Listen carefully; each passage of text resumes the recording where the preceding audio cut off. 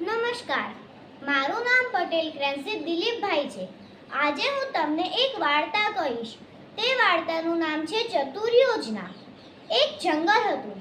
ત્યાં ઘણા બધા પક્ષીઓ અને પ્રાણીઓ રહેતા હતા. જંગલમાં એક વૃક્ષ હતું. તે જ વૃક્ષની ઉપર પક્ષીઓએ પોતાનો માળો બનાવ્યો હતો અને તે જ વૃક્ષની નીચે થડમાં એક સાપે પોતાનું દર બનાવ્યું હતું અને સાપ તે જ દરમાં રહેતો. એક દિવસ પક્ષીઓ ખોરાકની શોધમાં ગયા અને સાપ દરની બહાર આવ્યો અને તે જ પક્ષીઓના ઈંડા જોઈ ગયો. તે સાપ પક્ષીઓના ઈંડા ખાવા માટે વૃક્ષની ઉપર ચડી ગયો અને ઈંડા ખાઈને કોચલા નીચે નાખ્યા હતા. પછી પક્ષીઓ ખોરાક લઈને પોતાના માળા તરફ આવતા હતા. ત્યારે તે વૃક્ષની આગળ ઊભા રહીને જોયું તો વૃક્ષની નીચે તેમના ઈંડાના કોચલા પડેલા હતા. પછી તે માળામાં ગયા અને જોયું તો માળામાં તેમના ઈંડા નહોતા.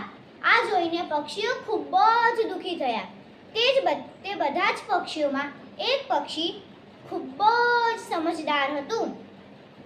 તે પક્ષી તે સાપના દરની બહાર ગયું અને કહે, સાપ ભાઈ, મને પકડવા આવો.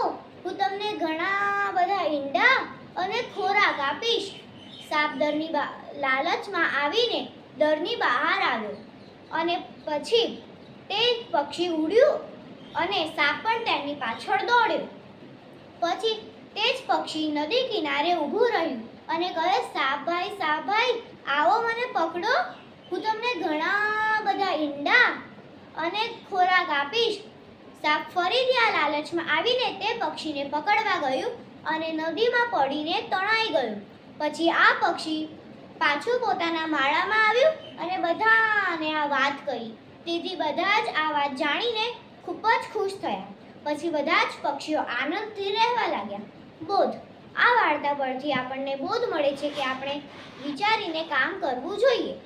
આભાર. તમને અમારો વિડીયો ગમ્યો હોય તો લાઈક, શેર અને સબસ્ક્રાઈબ કરજો.